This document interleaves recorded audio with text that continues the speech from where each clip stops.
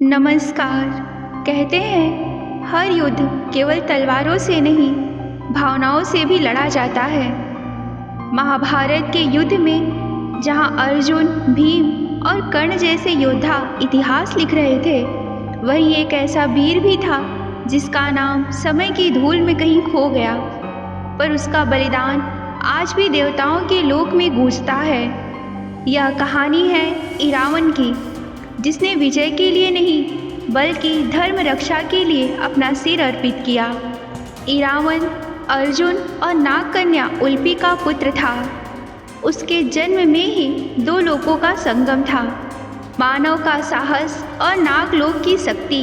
जब महाभारत का महायुद्ध आरंभ हुआ, तब श्री कृष्ण ने यज्ञ करने का विचार रखा ताकि पांडवों को विजय प्राप्त हो सके। लेकिन वह यज्ञ तभी पूर्ण हो सकता था जब कोई वीर स्वयं अपना बलिदान अर्पित करे। तभी उठ खड़ा हुआ वह योद्धा जिसकी आंखों में तेज था और हृदय में धर्म था। वह बोला, यदि धर्म की रक्षा के लिए किसी को अपना सिर देना है तो मैं इरावन सबसे पहले तैयार हूँ। पांडव स्तब्ध रह गए। श्री कृष्ण ने उससे कहा, वत्स, यह बलिदान आसान नहीं। तुम्हारा सिर शरीर से अलग कर दिया जाएगा और यदि तुम जीवित रहकर यज्ञ पूर्ण होते देखोगे। इरावन मुस्कुराया और बोला, प्रभु, जब तक धर्म जीवित है मेरा अस्तित्व भी रहेगा। लेकिन यज्ञ से पहले एक और परंपरा थी कि कोई भी योद्धा जो युद्ध में जाए या बलिदान दे, उसे विवाह करना अनिवार्य था। परंतु कौन स्त्री होगी जो विवाह के अगले ही क्षण अपने पति की मृत्यु को देखेगी। तब स्वयं श्री कृष्ण ने मोहिनी का रूप धारण किया और इरावन से विवाह किया। वह एक अलौकिक पल था जब ईश्वर ने धर्म की रक्षा के लिए स्वयं को वधू के रूप में प्रस्तुत किया। अगले ही क्षण इरावन ने अपने सिर का बलिदान दिया। देवताओं ने पुष्प वृष्टि की और उसका मुख बिना शरीर के युद्ध भूमि की विजय तक मुस्कुराता रहा।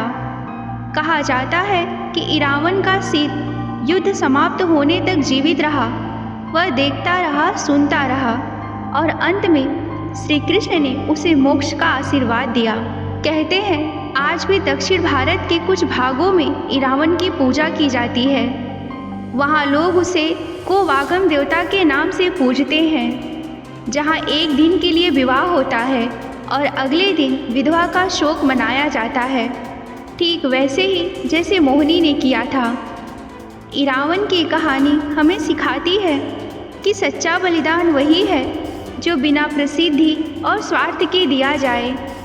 जब भी हम धर्म, कर्तव्य और त्याग की बात करते हैं तो हमें याद रखना चाहिए कि कभी कभी सबसे बड़ा नायक वही होता है जिसे इतिहास ने भुला दिया।